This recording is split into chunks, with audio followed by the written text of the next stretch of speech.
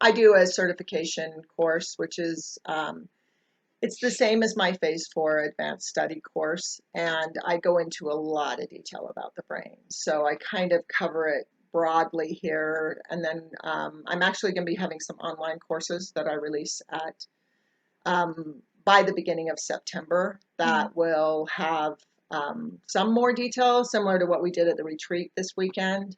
But the certification course, I actually teach enough detail that people can apply it to practices. So they either can certify to,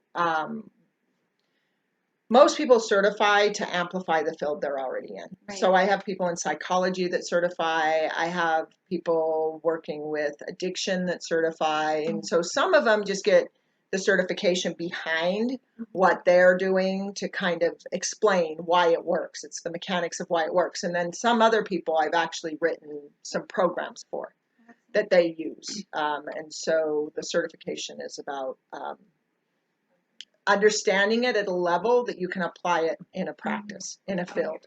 And usually I recommend it as a Phase 4 if people are doing it for personal practice. People aren't already trained in a field. So as you're working on Phase 3, there will get to a point where if you want the deepening study, I have people do that all the time, where they take it as an advanced study course. We made it. So Science behind miraculous healing. Part of Phase 1 in the review of Phase 1 is practice doing Phase 2 practices, because we never want to stop at Phase 1 in a practice, but the real part of Phase 1 is really getting it in our heads, right? You're still doing Phase 2 practices, but we're really getting it in our heads that no, how I feel right now is a chemical. It's the conditions. It doesn't matter what the conditions are, and this is the thing I have the most conversations about is people saying, well, but this happened. Well, yeah, it's still a chemical. It's still a chemical. And you don't have to feel that way. We don't have to feel that way. And we tend to think feeling certain feelings are inherent to certain situations. I mean, that's what drives confirmation bias. So just shrinking the amygdala. That's all we care about. no, I am And I just want to say, I'm more comfortable just doing Phase 1 right now. Yeah. Well, no, you need to do the Phase 2 practices though.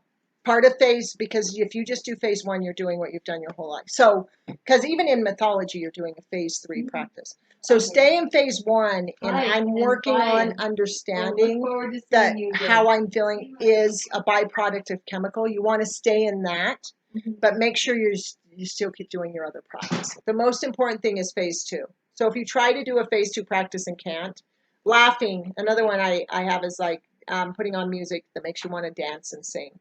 Right? If I'm triggered, I'm not going to do that. I'm not going to want that. When I'm in a triggered state, I'm going to want meditation music. Right? When I'm just having a day where I'm not highly triggered, I'm going to want 80s alternative. It's going to make me happy. And I'm going to sing and dance. And then the first 20 minutes of the day, you're setting up the same thing, the tone.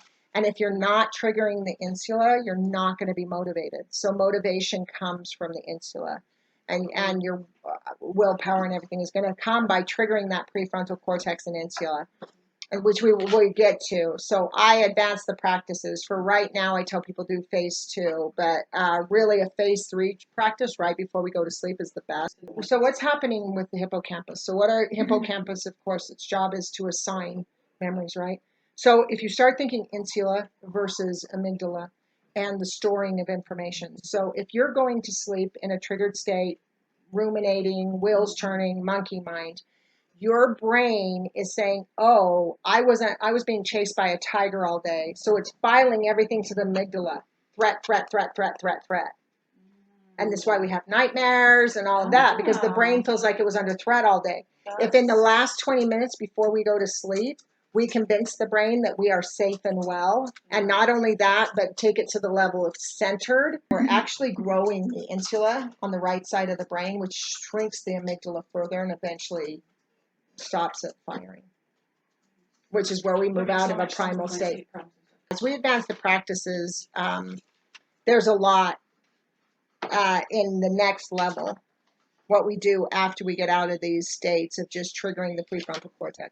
I mean, that information's out there already, but this ability to actually grow the insula is the big piece.